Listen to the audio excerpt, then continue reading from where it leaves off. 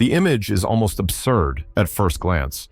A group of German officers gathered around a fire in occupied France, laughing as they mock reports of America's new army in their minds.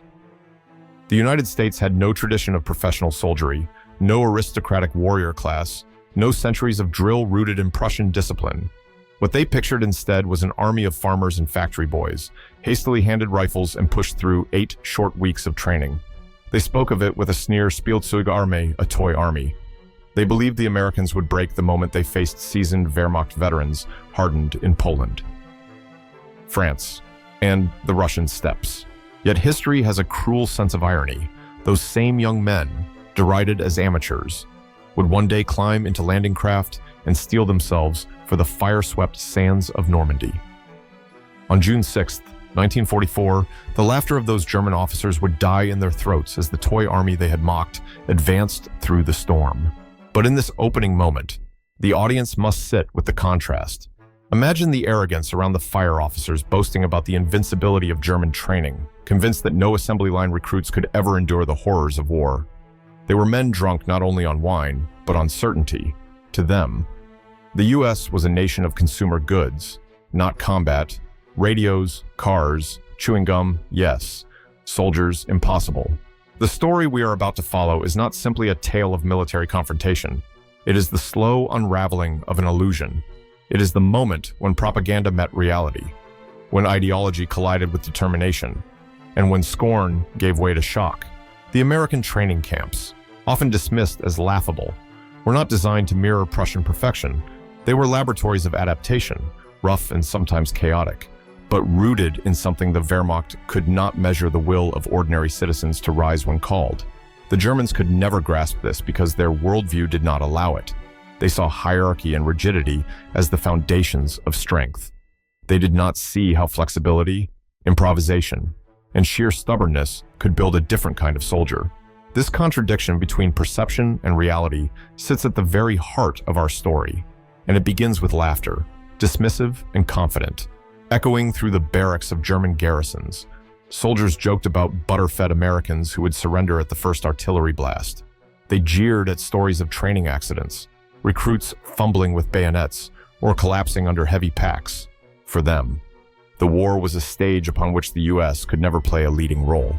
But history would stage its greatest performance on the beaches of Normandy. And when the curtain rose, it revealed an enemy they had failed to recognize. As we step into this journey, I ask you, where are you watching from right now? What time is it in your part of the world? Share it in the comments below. It is a reminder that history is not just frozen in textbooks. It reaches across time zones and generations, connecting us in unexpected ways. And before we dive deeper, a simple request. If you value stories like this, don't forget to like and subscribe. It helps preserve forgotten chapters of history. The mockery of German soldiers might feel distant, buried under decades of memory, but the echoes remain. Each insult thrown across that fire in France, each boast of superiority, would be tested in blood and steel, and the outcome would prove that ridicule is not a weapon, courage is. From here, the pace will shift. We leave the jeers of German officers behind and step into the dust and mud of American camps, where ordinary men stumbled, sweated, and were broken down only to be rebuilt into something far more enduring than even they could imagine. The laughter of German officers fades, and in its place rises the sound of boots pounding into dirt. The year is 1942, and across sprawling American training camps, Fort Benning, Camp Polk, Fort Dix, the air is thick with dust, sweat, and the curses of drill sergeants. The recruits were young, many barely out of high school. Some had been grocery clerks, some factory workers, others farmhands who had never traveled more than 100 miles from home. They arrived carrying lunch pails, photographs of sweethearts, and the nervous energy of men who knew nothing of war. German intelligence had studied this process and laughed. 8 weeks, a farce. They believed, by Prussian standards, soldiers required years of molding, yet the Americans approached it differently. The objective was not to build perfection, but to strip down civilians and hammer them into something functional, resilient, and aggressive. Picture a morning at Fort Benning. The whistle shrieks before dawn. Recruits scramble from their bunks, and the day begins with a 5-mile run through sticky southern air. Men collapse, vomit mixes with red Georgia clay, A corporal barks, "Get up." Soldier and the fallen boy rises again. By week 2, fewer collapse. By week 4, the same men sprint past the drill instructors, lungs burning, legs steady. The rifles were heavy, the bayonets gleaming. Recruits stabbed sandbags with every thrust, until their arms ached and their hands blistered. The sergeants shouted, "Don't stab a bag, stab the enemy, make it count." The lesson was psychological. Every jab was a rehearsal for a day when hesitation could mean death. Meals were simple but relentless eggs, bread, coffee by the gallon. A detail often forgotten coffee became a ritual, fueling exhausted bodies through night marches. One diary entry from a recruit in Camp Polk mentioned the strange comfort of hot coffee after crawling through mud during blackout exercises. "We were half dead," he wrote, "but the steam from the tin cup made us feel alive again." These details, small and almost invisible, were the glue holding men together through exhaustion. Drills turned monotonous, but monotony built reflex. A soldier could strip a rifle blindfolded, clean it in silence, and reassemble it faster than a man could smoke a cigarette. This was not glamour, it was muscle memory. German critics never understood how repetition could transform raw recruits into instinctive fighters, and the training ground was merciless. Bayonet charges up hills under live fire, crawling through barbed wire as machine guns whined overhead. In Louisiana, mock battles stretched for miles, with tanks churning soil and infantry struggling to keep formation. In the deserts of California, recruits baked under the sun, marching until blisters tore and bled. The idea was simple: if a man could survive training, he could survive war. There was gossip in the barracks, too. Boys joked about how the army shaved their heads the first day to kill the lice before we meet the Germans. Others whispered fears about shipping overseas, the unknown lurking across the Atlantic. Sometimes fights broke out. In one infamous case at Fort Dix, a brawl over a stolen cigarette ended with 2 privates cooling off in the stockade. The army wasn't polishing aristocrats, it was grinding rough stones into something harder. The rhythm of training carried a strange duality. By day, sweat and punishment.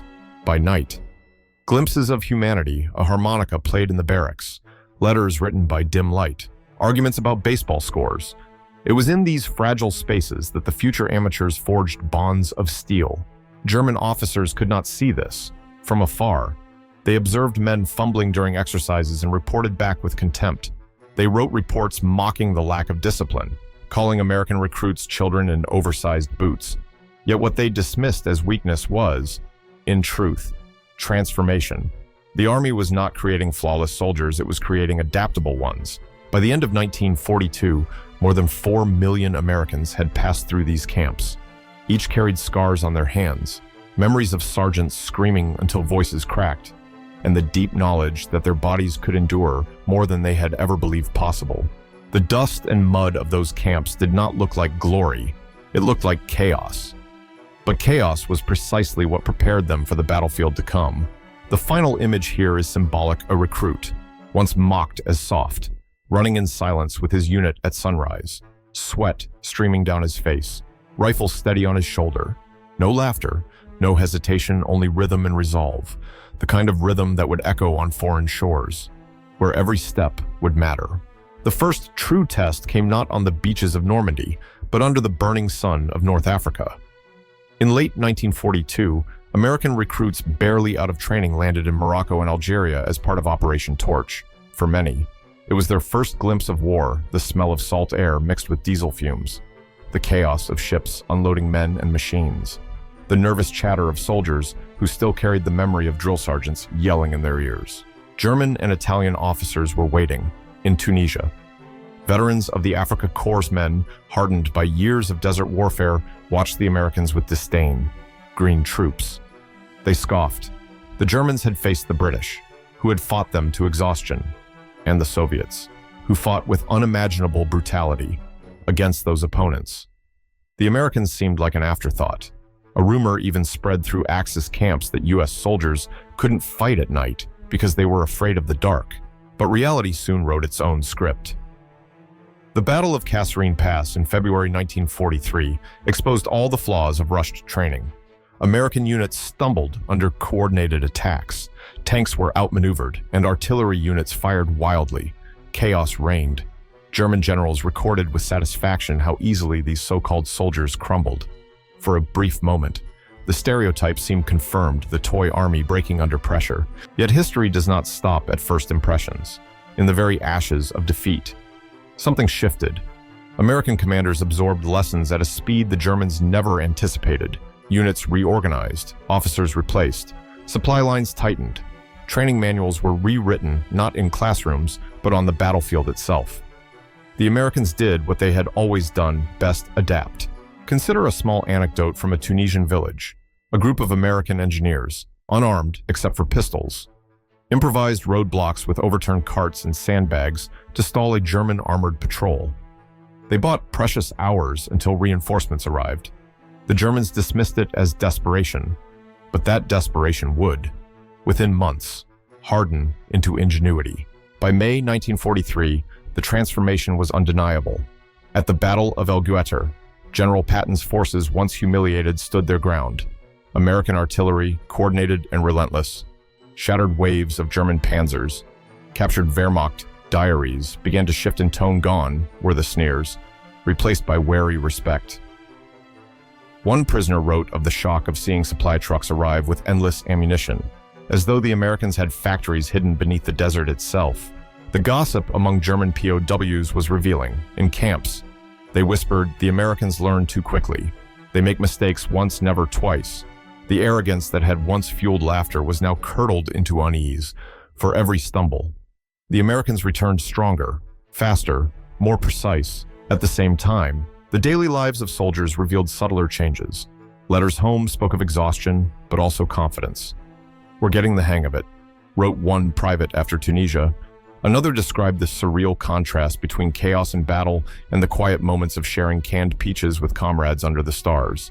These details, small and almost tender, were the unseen victories of training merging with lived war. What German officers underestimated was not the length of American training, but its spirit. 8 weeks of drilling, followed by the furnace of North Africa, had forged something unpredictable. The Americans had tasted failure, and failure taught them more than flawless parades ever could. By the time the campaign ended, over 275,000 Axis soldiers were captured. The so-called amateurs had helped break the North African front wide open. It was not perfection, nor was it elegance. It was resilience. And resilience would prove to be a far more dangerous weapon than the Wehrmacht had ever calculated. As the desert winds blew across abandoned tanks and empty trenches, a new question lingered in German minds. If these green troops could evolve so quickly in Africa, what would happen when they returned to Europe? The answer would arrive soon enough, on beaches far from sand dunes, where the laughter of mockery would be drowned by the roar of the sea, while American soldiers sweated in the mud and bled in the desert. Another kind of battle thundered thousands of miles away. It was fought not with rifles and bayonets, but with assembly lines, rivet guns, and conveyor belts. This was the war of factories, America's hidden arsenal. And for the German high command, it was a weapon they had grossly underestimated. In Detroit, the city once known for producing cars turned overnight into a war machine. The Ford plant at Willow Run rolled out B-24 Liberator bombers at the staggering pace of one every 63 minutes. Imagine that rhythm, the metallic clang of hammers, the screech of welding torches, the roar of engines tested as daylight broke. Each bomber represented dozens of crews training back home, waiting for their chance to take the sky. German soldiers mocked the Americans for being soft, but behind those soldiers stood factories that never slept. At peak production, the U.S. produced more than 88,000 tanks, 300,000 aircraft, and millions of rifles. For every German Panzer, 5 Shermans rolled off assembly lines. For every Messerschmitt fighter, a swarm of P-51 Mustangs was waiting in hangars. The sheer scale was not just numbers, it was psychological dominance. There are anecdotes hidden in this industrial miracle. Women in kerchiefs, nicknamed Rosie the Riveter, tightened bolts on fuselages while drinking coffee out of tin mugs. One worker recalled scribbling her initials inside the wing of a bomber a lucky charm. She called it, soldiers would later find those initials, small reminders that ordinary citizens stood behind them. The gossip among German POWs reflected their astonishment. Captured in North Africa, Some prisoners whispered about the rumors of factories so large that trains ran inside them. Others spoke of American farmers driving tractors bigger than German artillery pieces. The image of a toy army shattered when they realized that toys were not built in these factories, machines of war were. The impact of this production reached training camps as well. Recruits drilled with rifles until the barrels grew hot, because there were always more rifles waiting, unlike Germany, where shortages forced soldiers to guard every bullet. American soldiers trained with live rounds, firing thousands before ever leaving home soil. This luxury of abundance transformed training into muscle memory on an industrial scale. And yet, the human side of the story is what lingers. Lunchboxes rattling with sandwiches and apples, train whistles echoing at midnight as new tanks were shipped to ports, a riveter humming a jazz tune as sparks lit the factory floor. These details might seem trivial, but they were the heartbeat of America's war effort, unseen yet felt in every battle abroad. The German military elite scoffed at such things. To them, war was about tradition, elite divisions, iron discipline. But what they could not measure was the rhythm of an assembly line. They did not understand that a soldier trained in a camp was only the tip of a spear forged by millions of anonymous hands. By 1944, the numbers became undeniable. American shipyards launched nearly 3,000 Liberty ships, each one carrying tanks, trucks, ammunition, and men across the Atlantic. German U-boats sank many, but more kept coming. It was a tide that could not be stemmed. One symbolic moment came when German POWs were shipped to camps in America. Looking out the train windows, they saw endless fields of wheat, sprawling factories, highways lined with trucks. "How can we defeat a country like this?" one prisoner muttered, staring at a landscape that dwarfed his homeland. It was not propaganda, it was simple observation. And this was the context into which American soldiers trained. Every recruit knew that behind him stood the strength of an industrial colossus. Each rifle, each helmet, each jeep was proof that the nation had his back. It built a confidence that training alone could never instill. As Normandy loomed, German officers still clung to their mockery of soft Americans, but the truth was already clear in the numbers. The laughter had become hollow, an echo that masked a growing unease. The factories had spoken, and their voice was thunder. The only question left was how that thunder would sound when unleashed on the coast of France. By 1944, Britain had become one enormous armed camp. The green fields of southern England were swallowed by tents, vehicles, and endless rows of barracks. The quiet countryside was broken by the sound of engines, the shouts of drill instructors, and the rumble of tanks practicing maneuvers in the hedgerows. This was the staging ground for the largest invasion in history, an invasion the Germans insisted would fail. American soldiers trained here in an atmosphere that was equal parts anticipation and suffocating tension. Every day, they rehearsed the impossible storming a defended coastline bristling with machine guns, artillery, and concrete bunkers. Wooden mock-ups of French villages were constructed in the English countryside. Soldiers practiced clearing them street by street, grenade by grenade. Beaches in Devon and Dorset became stand-ins for Normandy's shores, their sands echoing with the thunder of live ammunition. German officers, still confident, mocked the idea. They believed amphibious assaults against fortified coastlines were doomed to collapse. Let them try. They scoffed. To them, it was suicide. But across the Channel, the Americans were learning to make suicide survivable. The drills were brutal. Men charged up beaches under simulated fire, carrying packs that weighed more than 60 pounds. They practiced until their legs trembled, until salt water soaked their uniforms, until their bodies knew instinctively how to move, dive, and rise again. And in those moments, fear began to transform into routine. Yet beneath the steel discipline, there were fragments of humanity. In the barracks at night, gossip ran wild. Soldiers speculated about the invasion date, whispering rumors they picked up from locals or radio broadcasts. Some argued over baseball scores, others traded chocolate for cigarettes, and many clutched letters from home, reading them until the words blurred in the dim lamplight. These moments of ordinariness, almost fragile, anchored them against the storm that was coming. One soldier remembered a training accident at Slapton Sands in April 1944, where a German E-boat attack during rehearsals killed hundreds of Americans. The loss was devastating, but it taught commanders a chilling lesson: the enemy would not give them rehearsals, only reality. Survivors carried the memory of burning ships and drowned comrades with them to Normandy. It was a grim rehearsal paid in blood, the Germans, unaware of the scale of Allied preparations, continued to laugh. Reports from spies and intercepted chatter painted the Americans as clumsy, their training chaotic, their officers inexperienced.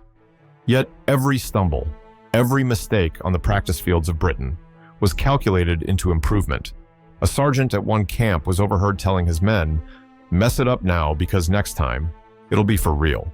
The training expanded beyond tactics. Soldiers learned to read maps in the dark, to repair jammed weapons under pressure, to carry wounded comrades across impossible terrain. Chaplains preached resilience, medics drilled until their hands bled from tying tourniquets, and tank crews learned to maneuver through mud until the noise of engines became a lullaby. And there was scale, always scale. Over 1.5 million American troops crowded into Britain before D-Day. Fields were filled with jeeps, tanks, and crates of ammunition. Children in English villages stared in awe at the endless convoys, while local pubs overflowed with laughter, songs, and the nervous energy of men on borrowed time. As the invasion drew closer, commanders instilled a grim silence. Soldiers were briefed on casualty estimates. Tens of thousands could die on the first day. The numbers weighed on every man, yet the drills continued, storm after storm, beach after beach, until exhaustion numbed fear. Now I turn to you, the audience. Imagine standing in those boots, staring at a sea you knew you must cross, knowing the other side was waiting with guns sighted on your chest. Would you have boarded the landing craft? Would you have stepped into the surf? Share your thoughts in the comments.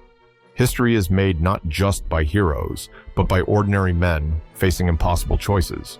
When dawn finally broke on June 6, 1944, the months of mud, sweat, and rehearsals came to an end. The Americans, once mocked, were no longer practicing. They were marching into history. Dawn broke over the English Channel on June 6, 1944, and the horizon itself seemed to tremble. Thousands of ships filled the sea, their decks crowded with soldiers who had spent the night in silence, seasick and pale, clutching rifles against their chests. The mockery of German officers that these were amateurs, unfit for war, hung invisibly in the air. Now it was time for reality to answer. The landing craft rocked violently in the waves. Engines roared. Spray lashed the faces of young men who had rehearsed this moment until their muscles knew every motion. But rehearsals could not replicate the deafening thunder of naval guns, nor the sight of a sky swarming with Allied planes, nor the knowledge that beyond the rising smoke. Machine guns waited. As the ramps dropped, hell opened. At Omaha, men stepped into the surf and were cut down within seconds. Water turned red, bodies floated, and cries for medics mixed with the relentless crack of bullets. The soldiers stumbled forward anyway, packs dragging them under, helmets torn away by shrapnel. Some drowned before reaching the sand, but others crawled through the chaos, clawing their way inch by inch toward cover. German soldiers, peering through the sights of their MG-42s, had expected panic. They expected the toy army to scatter, to break apart as shells exploded around them. Instead, they watched with dawning disbelief as men kept coming, a line of figures bloodied, exhausted, terrified, yet still advancing. The laughter that once echoed in German barracks now vanished beneath the grinding horror of determination. At Utah Beach, fortune favored the invaders. Strong currents pushed landing craft off course, sparing many from heavy fire. Soldiers regrouped quickly, officers barking orders, and within hours, the beachhead was secure. German reports from that day noted the speed of American coordination. They adapt like water, one prisoner later admitted, stunned by how quickly the assault stabilized. The contrasts were everywhere. At Omaha, a medic crouched beside a wounded man, hands trembling as he bandaged under fire, muttering prayers he barely remembered. Nearby, engineers blew gaps through barbed wire with satchel charges, smoke cloaking their advance. A lieutenant, his radio shot to pieces, used hand signals to rally survivors into a charge that broke through the seawall. These were not polished maneuvers taught in Prussian academies, they were acts of improvisation, born from training that emphasized endurance and instinct. One haunting anecdote comes from a soldier who, pinned down for hours, clutched a photo of his wife between bursts of fire. When asked later how he found the courage to rise and run forward, he said simply, "I was tired of lying in the sand."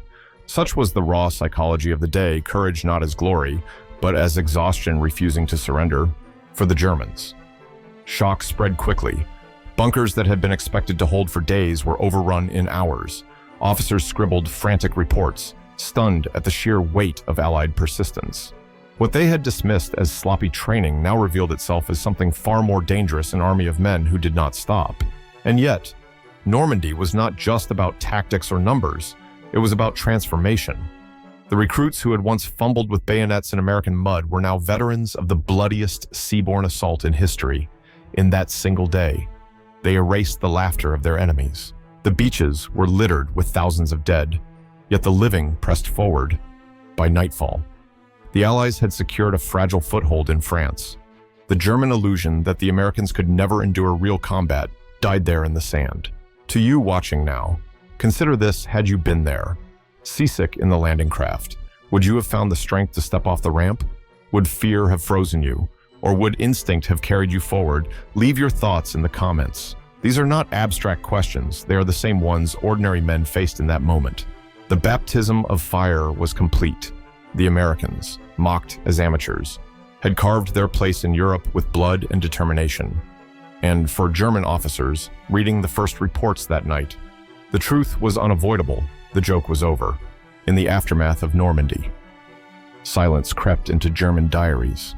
Gone were the boasts of invincibility, the jokes about cowardly Americans who would never withstand a real fight.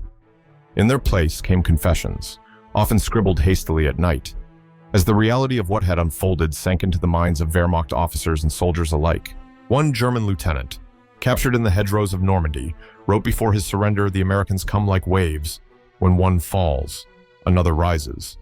It is as if their training was designed not for perfection, but for persistence. These words, never meant for propaganda, captured the essence of what the Germans could not understand until it was too late. The diaries tell stories beyond battles. They reveal astonishment at the sheer weight of American firepower artillery that seemed endless.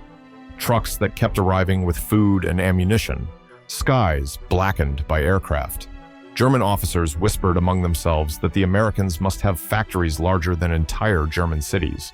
For soldiers raised to believe in scarcity, it was a psychological earthquake. One prisoner admitted in interrogation that he had laughed when first told of America's citizen army. But after Normandy, he wrote, "They do not fight like professionals, but they fight like men who cannot be broken. That is worse." In POW camps, gossip echoed these realizations. Captured officers, once proud, now debated how the Americans had managed such discipline under fire. Some insisted it was sheer luck. Others argued that industrial power gave them courage. A man fights harder when he knows there is another rifle, another tank, another meal waiting for him. But a few admitted something deeper, that the training they mocked had prepared Americans not for elegance, but for chaos. The small details in these writings reveal the raw edges of German shock. One officer described watching, through binoculars, a group of Americans pinned down by fire, instead of retreating. They dug in with their bare hands, clawing through the soil until they had cover. He admitted he had fallen silent, realizing these were not the soft boys of German imagination, but soldiers born from endurance. Another diary speaks of the eerie calm of American medics. German soldiers expected panic among the wounded. Instead, they saw men carried back under fire, bandaged, and returned to fight. Even their doctors are soldiers. One entry noted bitterly, for the Wehrmacht, whose doctrine was built on the myth of German superiority. These observations cut deep. Pride gave way to something unfamiliar: doubt. Officers who once mocked the Americans at campfires now avoided the subject altogether. Silence replaced laughter. It was not just the fighting skill that stunned them. It was the humanity they encountered after capture in Normandy. German POWs were astonished to be given cigarettes, hot meals, even medical care. Some whispered in disbelief. The enemy treats us better than our own commanders. That quiet realization undermined years of propaganda more effectively than bullets. The symbolic image of this transformation is simple: a German officer, pen trembling in his hand, staring at an American soldier standing guard outside his POW enclosure. The guard was young, barely older than his own son. yet carried himself with quiet confidence. The officer, once a believer in the superiority of German training, lowered his eyes and wrote only one word in his diary: respect. And yet, respect was not relief for many Germans. The shock of Normandy lingered as dread. If this was how the Americans fought at the beginning, what would happen when they had months of experience in France, Belgium, and beyond? The laughter that had once ridiculed American training now twisted into a haunting question. It is here, in these silent diaries, that we see the true collapse of illusion, not on the beaches alone, but in the minds of men who once believed mockery was strength. By the closing months of 1944, the laughter that once echoed in German barracks had vanished into memory. The American army, once derided as clumsy and untrained, now drove across France, liberated Paris, and pressed toward the German frontier with an unstoppable momentum. What had begun as mockery ended as bitter acknowledgement the amateurs had become a force that shaped the fate of Europe. The legacy of that transformation lay not only in victories, but in the faces of soldiers who carried it forward. A private who once stumbled over his bayonet drill at Fort Benning now crouched behind a hedgerow in Belgium, his rifle steady, nerves sharpened by months of combat. A mechanic from Detroit, who once worked on Fords, now drove a Sherman tank into the Ardennes, his machine supported by spare parts produced in factories back home. These were the same men German officers had once ridiculed, and they had become the nightmare those officers feared most: adaptable, relentless, and supplied without end. Numbers told part of the story. By 1945, the US had deployed more than 8 million soldiers overseas. They fought in every climate: deserts, forests, mountains, cities, always carrying with them the imprint of training that began in the mud of America and evolved in the fire of Normandy. The German army, drained of resources and morale, could no longer laugh at such scale. But beyond numbers, there was symbolism. The Jeep that German generals once mocked as a toy car now roamed every battlefield, a symbol of Allied mobility. The M1 Garand rifle, mass-produced and derided as civilian simplicity, became one of the most reliable weapons of the war. And the men who once wrote awkward letters home from training camps now penned diary entries as veterans, scarred yet resolute, embodying a new image of the American soldier. There were whispers in POW camps of officers confessing their disbelief. We underestimated them. Some admitted quietly, as though saying it aloud gave the words too much weight. Others, more defiant, insisted that no training could explain the sheer resilience they had witnessed. But the truth was written across the battlefields. Normandy had proved that underestimation could be fatal. The gossip among Allied ranks captured the irony. Soldiers joked about the early days when newspapers reported German mockery. "Guess they're not laughing now," one GI muttered as his unit pushed through France. Another quipped that the best training manual was simply survival. If you live through it once, you know how to do it twice. The humor was dark, but it carried a truth the Germans never grasped. Flexibility was strength. The legacy stretched beyond the battlefield. After the war, German POWs repatriated to a ruined homeland carried with them memories not of a toy army, but of a machine powered by both factories and flesh. Some even admitted to their families that America's citizen soldiers had fought with a determination they had never expected, in this way. The laughter of 1942 became the lesson of 1945. Underestimating an opponent is as dangerous as underestimating history itself. The image to hold on to is simple, yet powerful. A young American soldier, mud still on his boots from Normandy, now standing in Cologne, staring at the ruins of a cathedral.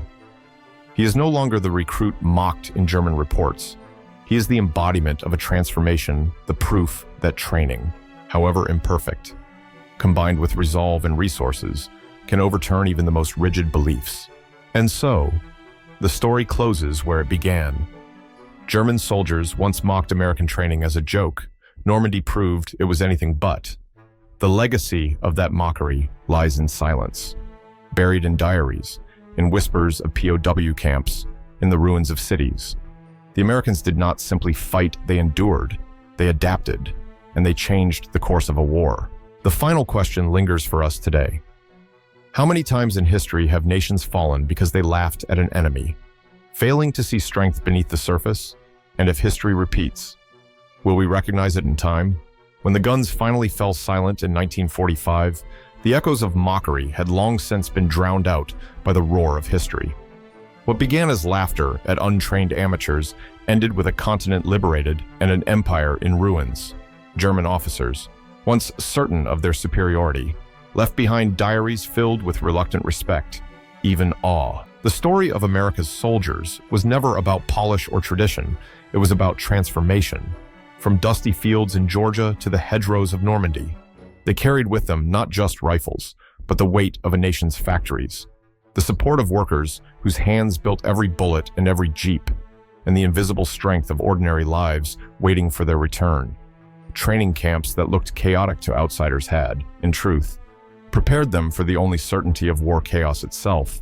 There is an image worth holding close: a soldier, long after the war, standing in his quiet backyard, coffee steaming in the morning air.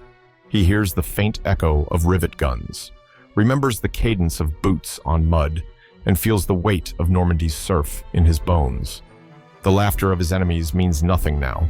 What remains is endurance, sacrifice, and the knowledge that history turned because men like him refused to stop.